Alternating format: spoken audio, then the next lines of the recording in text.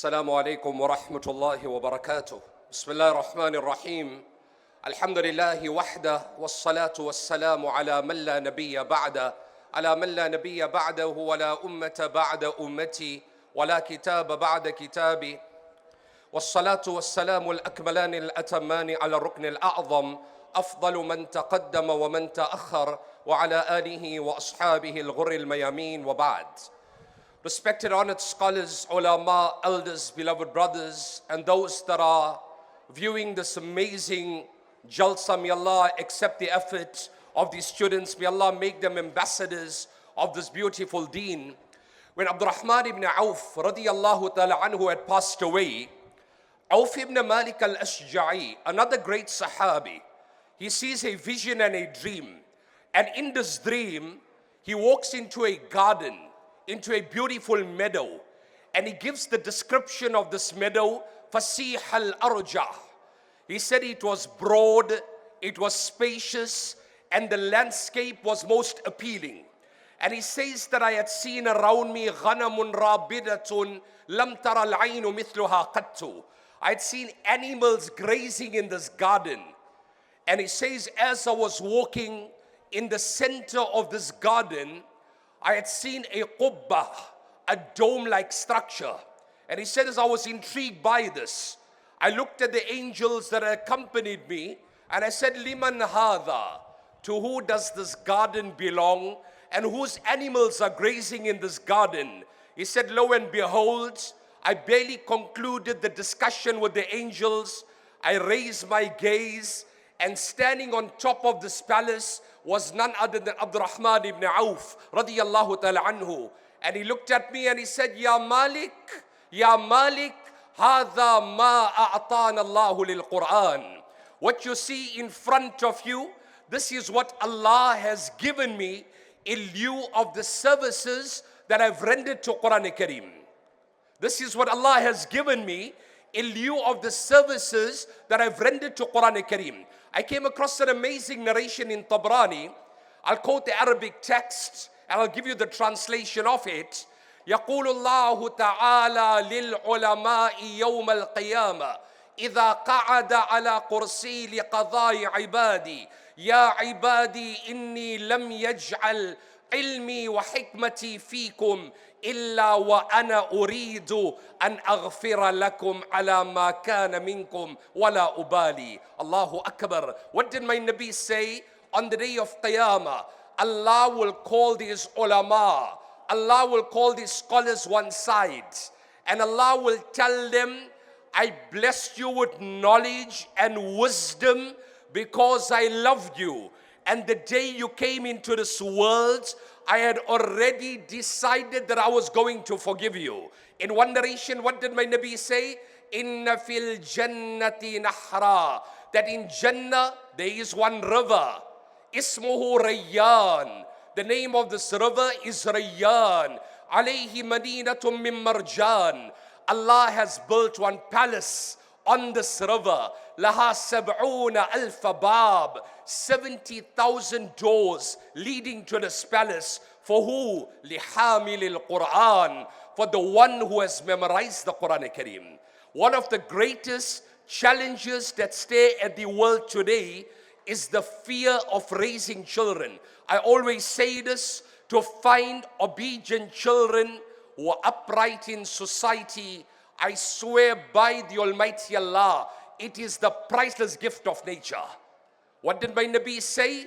إِذَا أَفْصَحَ أَوْلَادُكُمْ فَعَلِّمُوهُمْ لَا إِلَهَ إِلَّا اللَّهِ ثُمَّ لَا تُبَالُوا مَتَى مَاتُوا.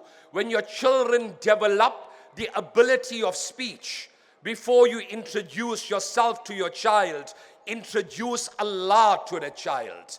Introduce Allah to the child. When Allah will be introduced to the child at the tender age, and when that child will be asked about Allah, then that child will respond like the Ismail of Ibrahim alayhi salam. I'll just leave you with one incident. Faqih Abu Lays Samarqandi in Tanbih al-Ghafilin makes mention of one amazing incident. There was one father who comes to an alim and he complains to this alim that my son is very abusive towards me. He's very arrogant towards me. So this alim asked his father a few questions. He said, number one, هل علمته القرآن? Have you taught your son the knowledge of Quran? He said, no. هل علمته العلم? Have you disseminated the knowledge of deen to your son? He said, no.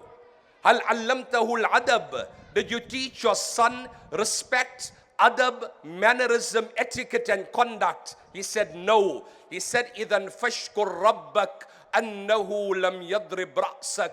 When you have not invested in that young child, what else do you expect? What else do you expect? What did Sayyidina Ali bin Abi Talib say? This great giant, Sayyidina Ali bin Abi Talib, ليس الجمال بأثواب تزيننا إن الجمال جمال العقل والأدب. It is not beautiful garments that adorn our children nor beautify our children. It is morals, it is values, it is nurturing, it is tutoring. And then what did Ali bin Abi Talib say? وَلَيْسَ الْيَتِيمُ الَّتِي قَدْ مَاتَ وَالِدُهُ إِنَّ الْيَتِيمَ يَتِيمُ الْعِلْمِ وَالْأَدَبِ. A orphan is not only that child whose biological parent has died before he has reached the age of puberty, but an orphan is also the child who sees the presence of both his children, but that child who sees the presence of both his parents, but the child is deprived of of mannerism, etiquette and conduct. These institutions like Jamia Binoria, this particular institute and various institutions, these are forts that insulate our iman and protect the iman of our children. Let these scholars and ulama become ambassadors not only in this country but across the globe. What did Imam Shafi'i say? What is رَأَيْتُ الْعِلْمَ صَاحِبُهُ كَرِيمُ وَلَوْ وَلَدَتْهُ أَبَاهُ لَئِيمُ. I have seen a young man growing up in a broken home, but when he managed to memorize Quran, he managed to break through the shackles of negativity, and Allah took him right to the top. And I leave you with the words of Sayyidina Umar bin Khuttab when he spoke about Quran. What did he say? What is Quran? Ya Nabi al-Huda, Zahrat al-Ilm, bihi yaftahu Allahu a'yunan amya, wa adhanan summa, wa quluban ghulfa. The final revelation of the Almighty Allah. The Quran is the flower of knowledge. Zahratul Ilm. It has that ability of opening those eyes that are spiritually blind. The Quran has that ability of opening those ears that are spiritually deaf. And the Quran has that ability of opening those hearts that are spiritually closed. Tufail ibn Amr al-Dawsi, radiyallahu ta'ala anhu, one of the greatest companions of the Nabi of Allah. What did he say? People indoctrinated me against the Nabi of Allah and against Quran. I did not want to listen to Quran unintentionally from the Nabi of Allah. He used to put his fingers into his ears. One day he walked past the haram and the Nabi of Allah was reciting Quran. Tufail ibn Amr al-Dawsi had become one of the greatest companions of the Nabi of Allah sallallahu alaihi wasallam. My message to you is, if Allah has blessed us, with children, let us devote at least one of our children to the service of Quran, to this beautiful deen. Tomorrow on the day of Qiyamah, you can stand up and you can bring this child in the court of the Almighty Allah. May Allah Ta'ala accept this amazing gathering. Allah accept the effort of the teachers, the students.